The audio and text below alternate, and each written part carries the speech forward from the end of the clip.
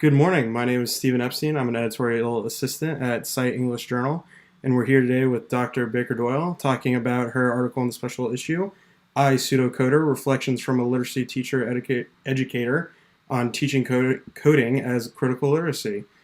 The theme of this special issue is connected learning. What benefits and challenges do you think connected learning has as a framework for teacher education research?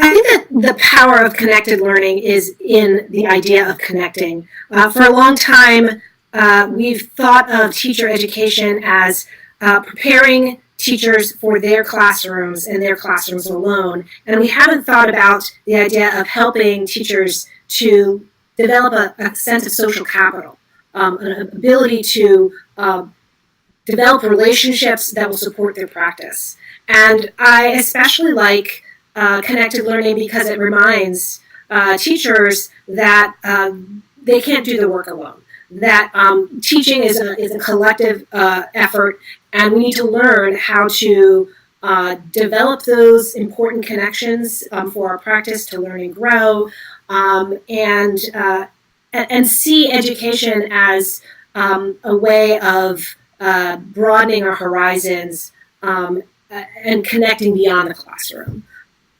That's really interesting. Now, can you tell us a little bit about your article in the upcoming special issue? Sure.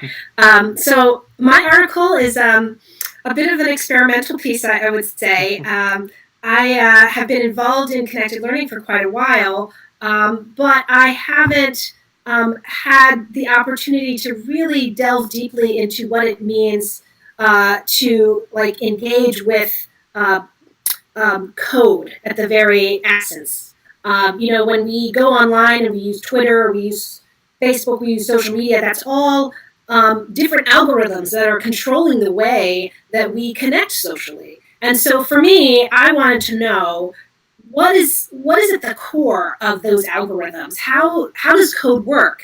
And I knew as a literacy person that code is essentially a language. So my paper is about how I, as a literacy instructor, try to learn basic coding, Java, and try to use the connected learning framework as a lens for understanding what coding and writing code, writing games, making games means for us, and what kind of insight we can gain, both from the perspective of a literacy teacher educator, how we might bring in coding as one aspect of a kind of a literacy, but then also what it means more broadly for teacher education in terms of how to connect with, let's say, bring in more girls and women into the profession, bring in folks that may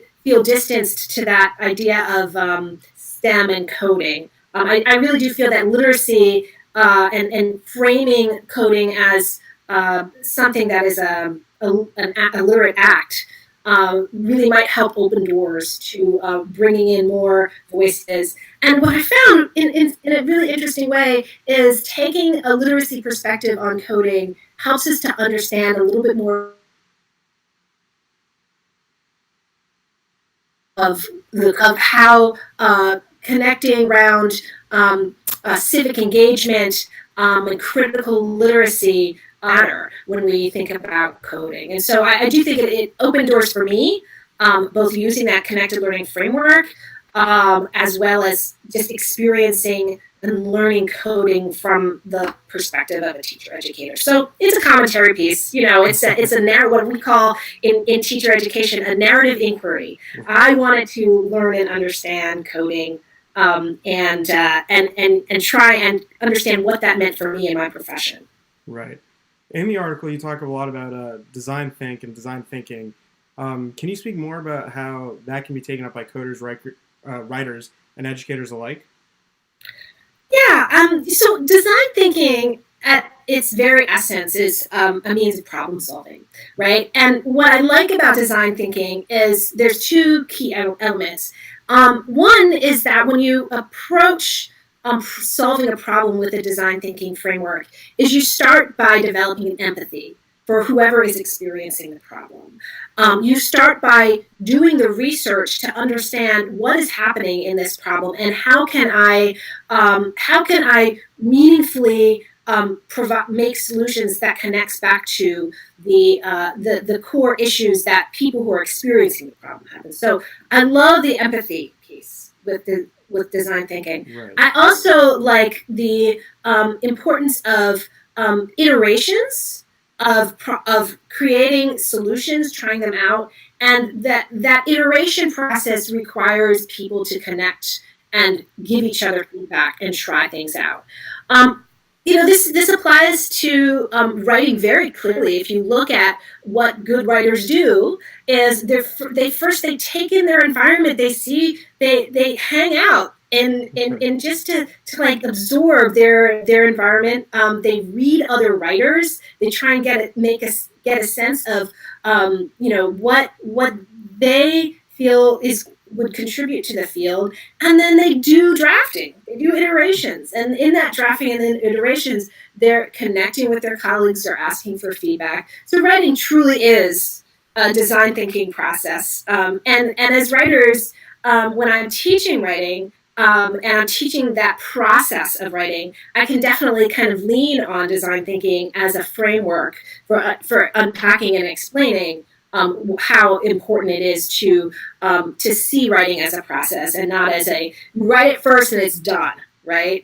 That there's a myth, there's a myth out there, even for professors, that we write something once and it's beautiful, and that's just not the case, right? We write something once and we do iterations of it over and over again until we feel like it really works for us. So that's a connection there. And I would say a connection to coding is, you see the same thing with coders. I have a very good friend who has been involved with coding, and she was the one who told me I needed to take this course for a long time. And she said, here's the thing, is you never learn how to code by yourself. You have to, the process of coding is reaching out to other people and getting their ideas, because you'll always get stuck, right? And so you need to be a part of a community to kind of think together through those problems.